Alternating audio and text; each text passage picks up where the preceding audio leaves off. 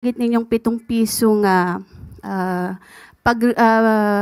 baba ng Duterte administration, pwede po ba ninyong i-clarify yon kung talagang 7 piso, gagawin 7 piso kada kilo yung bigas that time, or yung sinasabi po ng dating Pangulo na reduce o bawasan lang ng 7 piso yung presyo po ng bigas? Nasa news na po yan. Maaari po niyong i-refer po ang news patungkol po dyan. So, malinaw po na reduce po yung nabanggit. Pero kayo sabi ninyo sa inyong vlog po ba yun, whatever, yung 7 piso, sabi niyo pangako 7 piso at parang sort of ganon. Pwede po ba linawin lang natin yun para hindi naman na pagmula ng fake news? Sa vlog po ba? Nakita, napanood po sa Hindi po yata yun nabanggit sa press briefing. Opo, hindi po sa press briefing.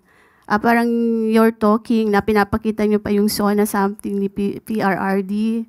Para lang po magkaroon ng sa halip Hindi na... po yun pahayag ng Pangulo.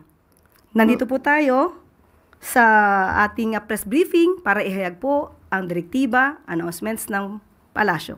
Hindi po patungkol sa aking pagbablog. Hindi pa nabanggit ko lang po yung vlog, Yusek, para lang po hindi malito. And then, pasensya na po, hindi po ako makakasagot ng anumang sinabi ko outside from this press briefing.